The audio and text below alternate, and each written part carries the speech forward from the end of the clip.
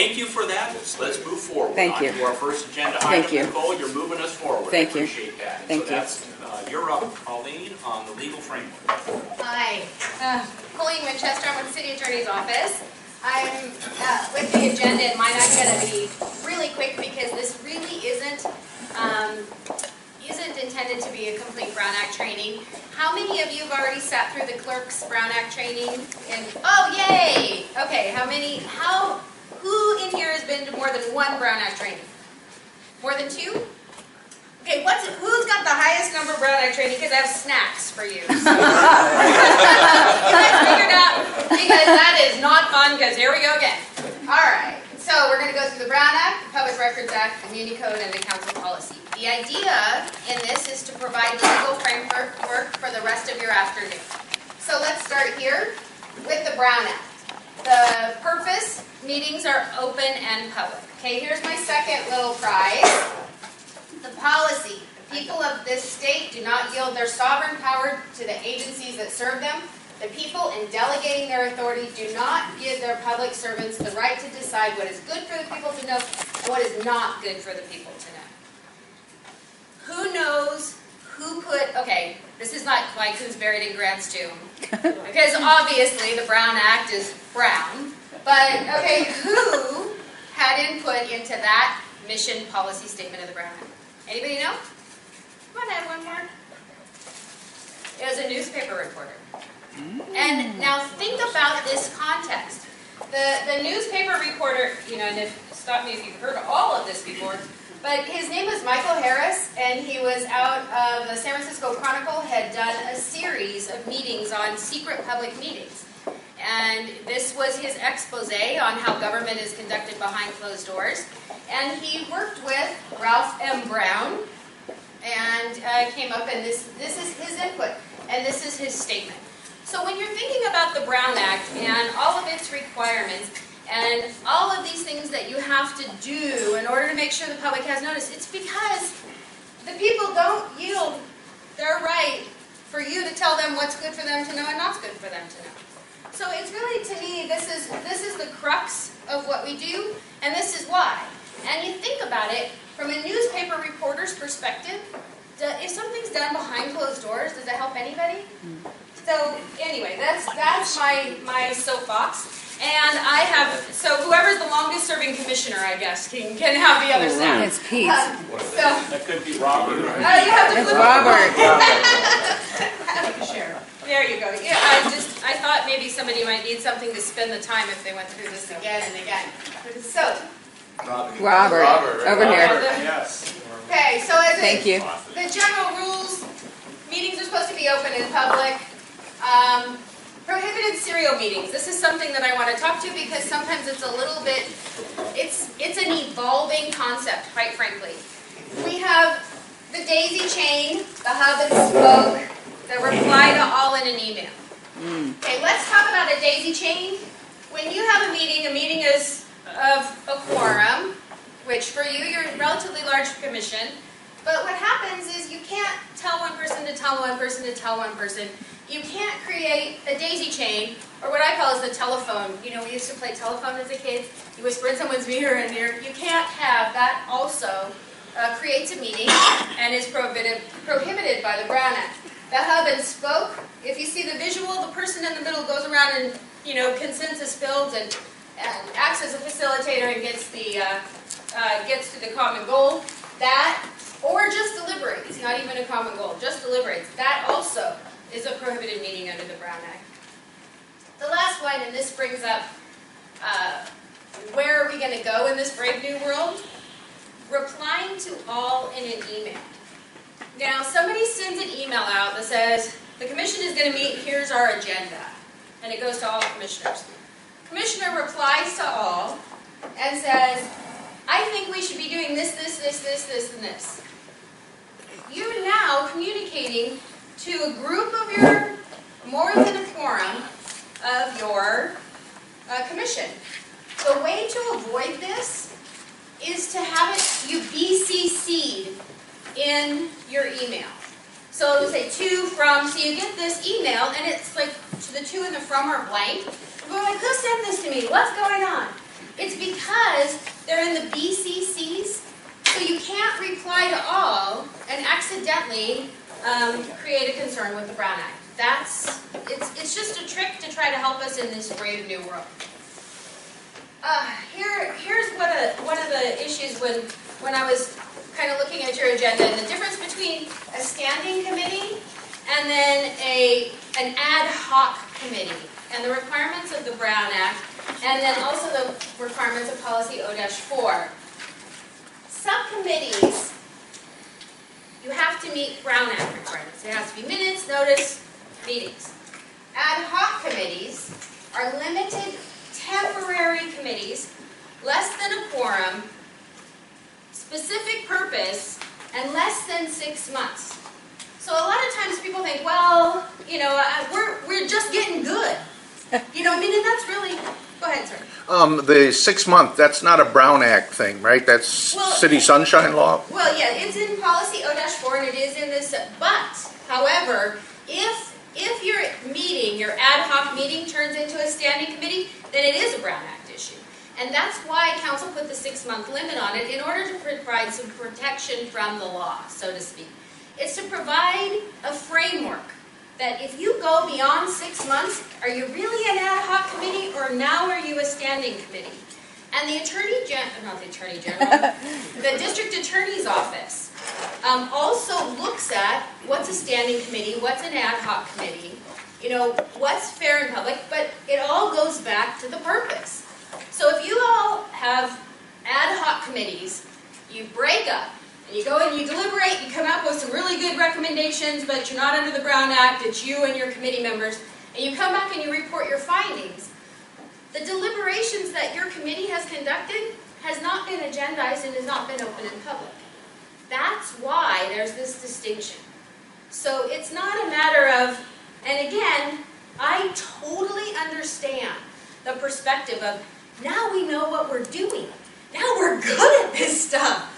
But these are the rules that we're working with. This I'm not going to go through because I'm running way too much, way too long already. Thank you, Colleen. Oh, okay. Here's the Brown Act. Here's Sunshine Brown Act, boards and commissions. Let's move on. Public Records Act. I am going to touch on this, believe it or not, despite the warnings. They're going to play me off. The Public Records Act. Let me explain the difference between the Brown Act, Public Records Act. Two kind of interrelated concepts, but they're two different bodies of law. The Public Record Act says documents, writings, in the course of the agency's business are open and public. You know what that means is you send an email to somebody and you say something unkind about somebody, and that person does a Public Records Act request, guess what? Unless it's an exception to the Public Records Act, which there's not one for, I was just not nice in that email. Your email is now open and public and can create way more problems than you ever intended. And it's also sometimes, and I will, even though the camera's rolling, I will admit that I tend to, sometimes I'll reply in an email and I'll say something that I think is funny. Guess what? You remove that email from the context and it is no longer funny. It's professionally embarrassing and it's humiliating and it happens a lot. You would be amazed at what people put in an email. So my warning to you folks is, and my caution, be careful what you write. Be careful how you say it. Be careful in remembering your role as public servants. Your job is to provide input to the council.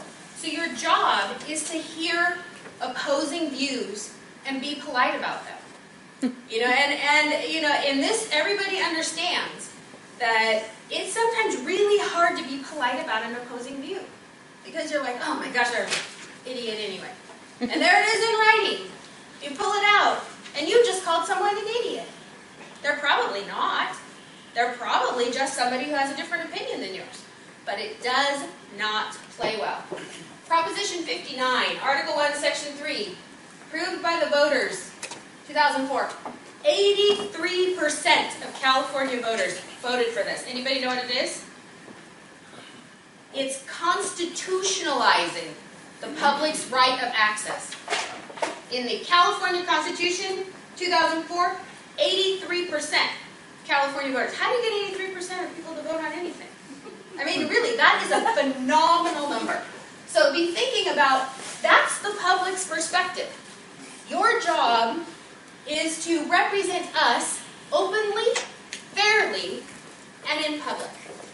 That's their perspective. So let's talk about public records. I don't have time to go through this really, but I'm just gonna do this. This summarizes what I'm talking about. All those in favor of the email that we talked about at Larry Son's birthday party, say aye. So here's a member of the public going, wait a minute, I have no idea what's going on. I wasn't at Larry's birthday party and I didn't get the email. This represents the public's perspective. So let's talk about the brave new world. Nextdoor social media, Facebook. How many of you have Facebook accounts? How many of you have Facebook friends that are commissioners? Oh, thank gosh. You can accidentally create a meeting through Facebook. You post on Facebook, hey, there's this project and this is what I think and yay, yay, yay. And I like that. That's 1. Now we're at 2. I like it too. 3. I like it too. 4. I dislike it. 5. You know, you can all of a sudden accidentally create a Brown Act violation through Nextdoor, Facebook, and other social media. Careful, careful, careful. So I'm just going to really quick, I'm going to talk about emails. Yeah, dear. Sorry, just hang tough with me. I just want to make sure I have the volume on. Yeah. And I know I'm running long, but I'm still going to show it because it's my favorite. I have a question. Should I save it? Yeah, if you don't mind, I'm sorry. No. I normally am. Yeah, okay, go ahead. Can you just play down here at the bottom, Zolma? No, I can't even move mine. Yeah, it's moving. It's moving. Moving up there. It's I'm all up. sorry, I right- couldn't see right it before. there, But I was right like, there. we did make sure the Click on volume that. is all the way up. It is.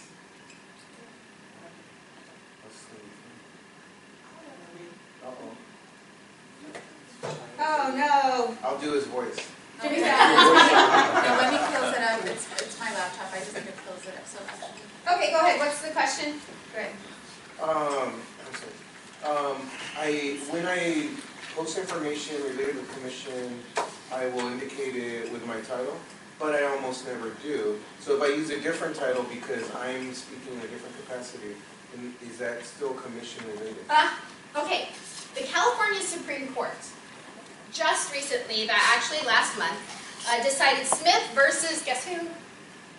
Just take a wild guess. Brown? City of San Jose, regarding what it relates to the public. What is related to the public's business?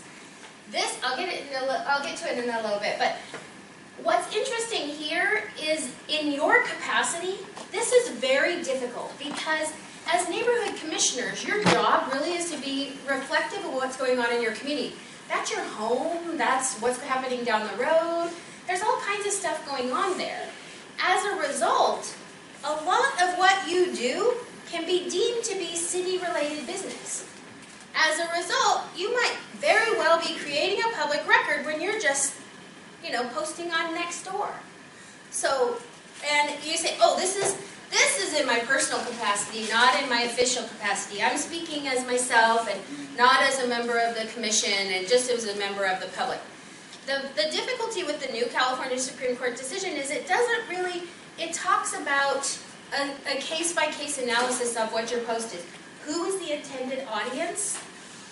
What capacity were you speaking? What's your role and what's your job and what's your commission? And again, here you've got a really broad challenge. So and I say this, we're still working through the Smith decision, but the case, and I want you guys thinking about what you're putting, and did you accidentally create a public record? Or did you accidentally create a meeting? And that's where I want focus, and I'll try and focus. But that's my big goal here. So shoot.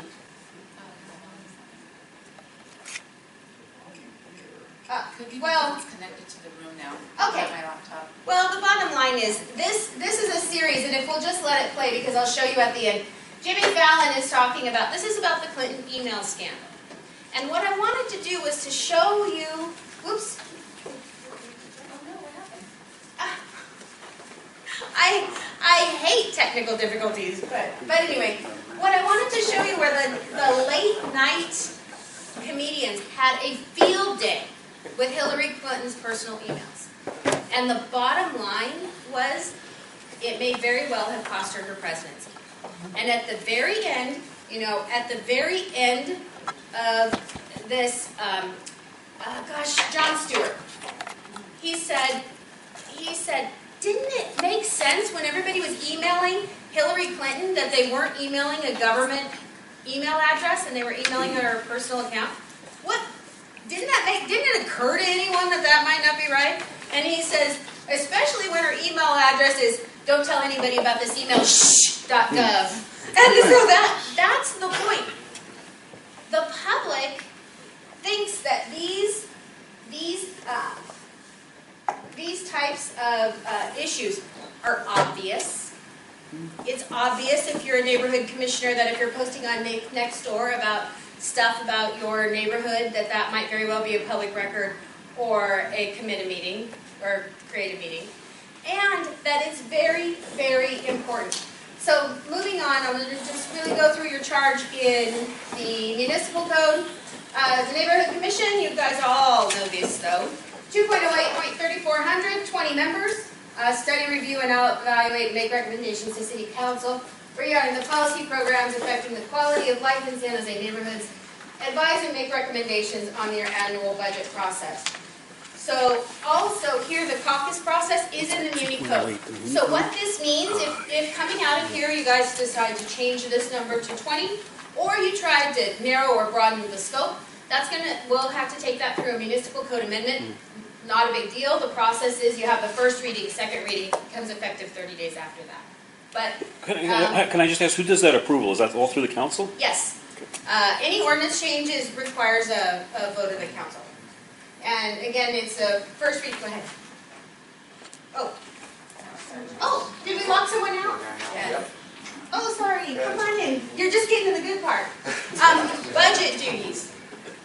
Here, this is one thing I wanted to talk to you a little bit about because I wanted to remind you when you're going through your caucus that Measure B, that the council adopted a resolution that you are now the Independent Oversight Committee and that you will serve in reviewing the budget funds that are collected by Measure B. I think that the estimate was $40 million annually. And the idea being 1/4% of a sales tax. Okay, policy O-4, there we go. Some of the codes of conduct. Really quick. Commissioner must be authorized to speak on behalf of the commission, and commissioner's title only when speaking on behalf of the commission. Business cards only on official city business. Oops, double.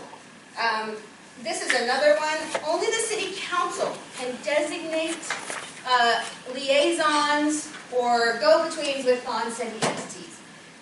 So this is something that you just want to be careful about in performing your duties. The city council designates its nominees, and just be careful because you can get into a hill of being big work, big problem. This code of ethics. The city and the public expect the highest standard of ethics from all those in the public service, regardless of personal consideration.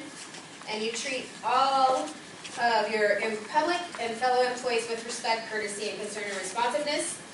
This is also in our San Jose City Charter. Have you ever heard anybody say, oh, we're a charter city? A charter city, I'm just going to quickly tell you, a charter city means you reserve as much power, the city reserves as much power to itself as compared to just being governed by the government code. It's like the city's constitution.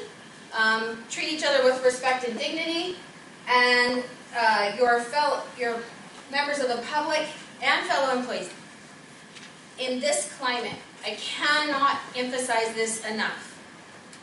Treat each other, differing opinions, with respect.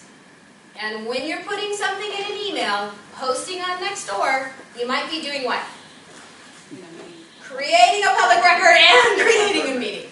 So again, when we're looking at what we can and can't do, just be careful. And so thank you. I could go on for 2 hours like you always did in the clerk's office, but I won't. So. Very good. Quick questions. Okay, I see a couple of hands. Go ahead. In regards to the social media, so for example, if I attend a meeting and I take a picture and I post it, that's obviously public record, obviously. Right. But my question is, when would it be construed as you representing yourself as a commissioner, you're a board commissioner, but you're posting it on a private page and you're saying negative, but it's just a picture of you being at that particular meeting? Would that mean that you're, as a commissioner, you're automatically supporting whatever that meeting's about, and that could be misconstrued as? That's an excellent question. I'll just repeat it real quickly. What she's asking is, so I'm at a meeting, I take a selfie. No, and I post it on my Nextdoor website or my Facebook. At what point does it become a public meeting, or at what point am I communicating on behalf of the commission or on behalf of myself? You have a First Amendment right to say what you think. You have to be very careful on your First Amendment rights in saying what you think and not attributing it to the commission as a whole, and not creating a public meeting and being respectful. Because even if you post something on Nextdoor about the public meeting or Facebook that is unkind or disrespectful to other people's viewpoints, still it can be a violation of the Code of Ethics. And so it's not a bright line, but you should always be concerned about that. So that's a very good question, and we're on a brave new world, quite frankly. Hey, I'll just say that my employer, one of the recommendations, because we have to worry about something similar, was don't put where you work, but in this case, don't put that you're on the commission as part of your Facebook profile or Nextdoor, because then you are saying it is commissioner. Yeah, but you can still. It's not. Oh, I'm not it's saying not. that's Just be careful. You can still be creating a public record, still acting in your individual capacity, and still having a meeting, even if you say this is just me and my 10 neighborhood commissioner friends agreeing on something. So I be very, very careful about the context. And the California Supreme Court, God love them, said what is and is not related to the city's business is not always easy to know. Thanks. And thanks for that guidance. But again, they gave the criteria that says it depends on who your message is, who your audience is, in what capacity are you speaking, and it also I think this is going to be a challenge for this commission. And my point being, it really won't be a problem if you're respectful and you just be careful on these social media sites, because especially in my neighborhood, I'm D8. Who's D8? Oh, hi. Hi. We have a Nextdoor site. Oh, Lord have mercy. Whoa, they need this little Brown Act training about what's respect and what's, how to engage with different businesses. And I really think that's the next brave new world. And your commission, just given its makeup and given its scope, is really going to be the next. It's going to affect you guys the most. In the interest of moving along, let's take a question from 2 more questions, and then we're moving forward. Nicole? So one of the things in this brave new world is we are novel people. We're really, really committed, and we're doing things differently than prior Neighborhoods Commission has done things. And we're doing things definitely, for sure, differently than the other commissions are doing things. And that's the nature of community, that it is fundamentally collaborative, whether it's digital or in person. And one of the things that I think has been missing in the past, and I don't want to go back to the past, but I want to look at it as we go forward, is how to have our guardrails defined in advance. So any new project that we decide to do, like in an ad hoc, that it includes legal advice or includes advice from the city on like what we can and can't do related to some of the new things that we're thinking of. Does that make sense? let me try and put your question in legal terms. Anytime somebody says, we're a brave new commission, we're going to do things differently and think things differently, you always have to remember, why did they do it that way before? And that's why I'm providing the legal context of why perhaps things were done and you felt boxed in before. Because this is our world. And the Brown Act and the Public Records Act and the ad hoc committees and standing committees, and it's all so the public has a right to know. And in a commission like this, the perspective is we are the public. We are the people that we are trying to get this representation to. But you're not. You are the commissioners, and as commissioners, you gotta stay in your box and stay in your lane. And it's like the bumpers and the bowling. And when it's simply when you come back to the original purpose of the Brown Act, and it's because the public doesn't give up their right to know and right to participate. And again, this commission is unique. Your scope of work is very broad, and it hits on the concerns most important to the people who are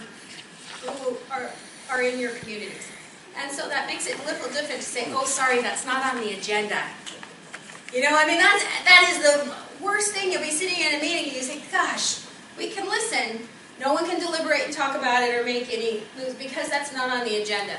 The reason why you can't be deliberating or taking action on an item not on the agenda is because perhaps there's other members of your community who want to be heard on that issue. And so if you keep the perspective of the community's right to know, everybody's right to know, everybody's right to notice, everybody's right to be informed ahead of time and that deliberations can take place in the public. I think just to clarify, I speak for myself, in full agreement about staying in the box or guardrails, which is why I asked the question. It's understanding as new ideas come up and as new interests or needs, for example, hosting meetings, hosting a road show, something like that, that we understand in advance and that we don't inadvertently overlook something, and that part of our operating system, our requirements to start ad hocs. I'm saying I'm in violent agreement with you that we find out in advance what those rules are, work within them, but that we be very aggressive in looking at, okay, what are the outer parameters of those rules? Because San Jose as a city, is going to fall behind if we don't start doing some of the things. Yeah, we I want need to add do. an asterisk to this. I think it's important. Hold on. She's not recognized you. Is that okay? Okay. Do you recognize me? I want an answer to this question, please. All right, and then I'll get to you, sir. What you're saying is you want to push the boundaries of the Brown Act, and you want to make sure that's because when you're phrasing. Okay, then I've misinterpreted the question. So let me see if I want to do something. For example, host all commissioners come to a meeting where we share with the city some great new things we've done for the ad hoc. Okay. We've never done that before. I don't think any commission's ever done that.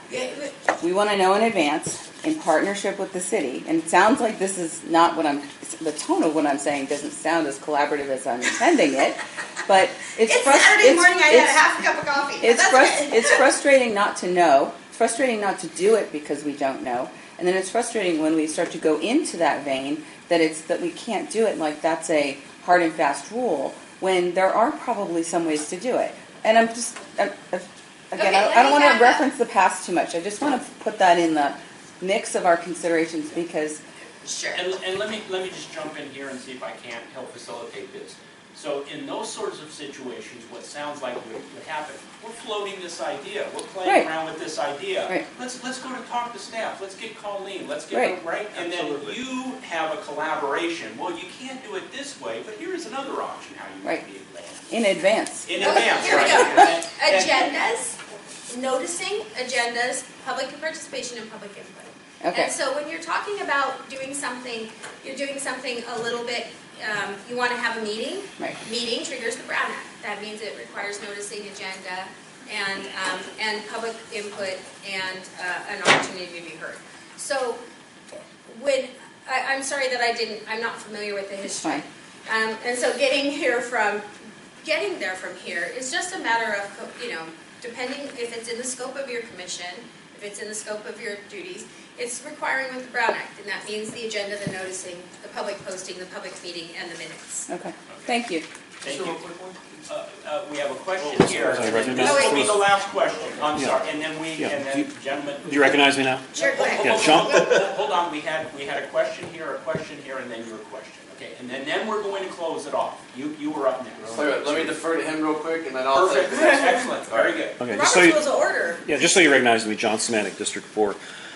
I think I'm adamantly agreeing with Nicole. I don't think we're in debate about the Brown Act and the parameters around that. We just want to be in a position to collaborate with the communities. Right. And we don't want to violate anything here. Right. Of course We not. have a Nextdoor account ready to go to communicate with the city by district.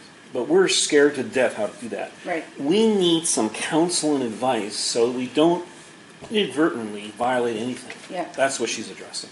Okay, well. Because the future of this city revolves around the collaboration of the community. If the city does not have that through the new tools such as Facebook, and we're not talking about commission business. We're not talking about that. That's not the issue. We're talking about road shows that would be in the public domain. We're not talking about agenda items. We're not talking about any of that. We're talking about issues that are important to the community. We don't need to belabor that now, but I think that communication to the community is really the heart of what she's talking about. I agree.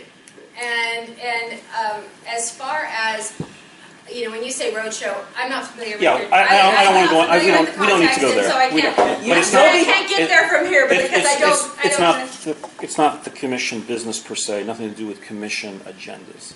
And you'll be hearing all about Roadshow. Yes, she'll be Okay, here. and- So I could imagine the chair and vice chair setting up a meeting with staff, including Colleen, to do just what you just suggested, right? How is this going to work, what's possible, what's not possible, legal, et cetera. Yes. Yeah. It's super easy for purposes of to stay in your lanes with respect to the Brown Act, Public Records Act. When you say this is where you're saying it, but it's not commission business. And these are the kinds of questions that are difficult. And those are the ones we're going to have to dig down to in the details, because when you say it's not commission business, but you're talking about a Nextdoor post or a Facebook page or something like that, we're in a brave new world, and this is the universe we're dealing with. Go Okay, ahead. we have two more, and then we're closing it off. You're up, sir. Thank you. So based on what you said, it sounds like maybe the council office or potentially just the city as a whole monitors the Nextdoor and Facebook. And so is that the case? And if so, do they keep a record of all the posts that are done on Facebook and Nextdoor to create public records? No. The answer to that question is no. And here's what happened. The way, or not to my knowledge, is because nobody's monitoring every one of your Facebooks, nobody's monitoring every one of your Nextdoor posts. And that's where it becomes the personal responsibility of the individual posting and the individual, when you get a Public Records Act request for that particular item, that how the city's working on what is going to be the process and procedures to ensure that we have gotten every single Nextdoor post, or that might be responsive to the request and that might be a public record, and then sorting through it. And that was one of the things the California Supreme Court said, is it in the control of the agency? Your Facebook page is not within the control of the agency, right? I mean, we can't control what you put on your Facebook page. However, the Supreme Court said you don't get off that easy. Mm-hmm. And so this is the brave new world that we're talking about, and that's something that we're going to address as a city for purposes of how we're going to move forward and make sure we're in compliance. But the short answer to your question is, I don't have any knowledge that anyone at the city is monitoring all Nextdoor communications and all Facebook pages. Yeah, exactly. Very good. Last question. So I think I'm kind of building on what was said earlier, because I was just going to suggest that I think because there isn't 100% clarity, or like not even 75% clarity on this topic for this commission, and we're different because the planning commission wouldn't try to hold a public meeting to talk to people about things. it's us that would. I think that, I wanted to throw out that maybe we should put it on the agenda to have a follow-up from you where specific questions are asked, like, one that I saw is, hey, can a couple commissioners set up a meeting with an educational institution and without the approval of the commission, without public notice and things like that, so that we could have a better understanding of what we can or can't do, because I think part of why we're here is because we don't want to overwhelm staff with requests. Right. And we wouldn't want to, send 10 different emails that involve different departments to try to find out clarification each and every time. Well, the short answer, I'm happy to come back and talk about the other issues, especially when the city addresses the Smith case a little bit closer and get some citywide policies. And but the longer answer is that it's going to be difficult for your commission just given the scope of your obligations. And so it really is, but when you're talking about meeting with non-entities, I'm going back to the rule, policy O-4, and you guys need to be very, very familiar with policy O-4 and what you can and cannot do. And you can't designate yourself as meeting on behalf of the city and meeting, so it's not just a meeting issue, it's also how you're representing yourself to that outside entity. And again, for those of you in the Brown Act training, I know it was 2 hours worth, and so I feel like this was a lot of information in a really short period of time. I was hoping to kind of focus on, I appreciate your time, and I look forward to working with you. I think it's Sure. all right. Good, very good. Thank you, Colleen. Are you going to stay around, Colleen? Are you going to stay? No. I mean, do you have business cards or? I'm with the city attorney's office. Actually, I was with Cupertino before, and so I'm back to the city, so Welcome, man. Colleen, show your best Brown Act training ever. because it was short. Because it wasn't 2 hours. Thank you. Yeah. Very good, so Do they that. can get in contact with you through... Yes, and what I will do is I will She doesn't send, know. you'll get a blind CC email from me where it won't have a to or a from, and I'll be giving my contact information, and I'll just send it to all commissioners, and you won't be able to reply to all. All right, thank you, ladies and gentlemen. Thank you for your service. Thank you. Thank you.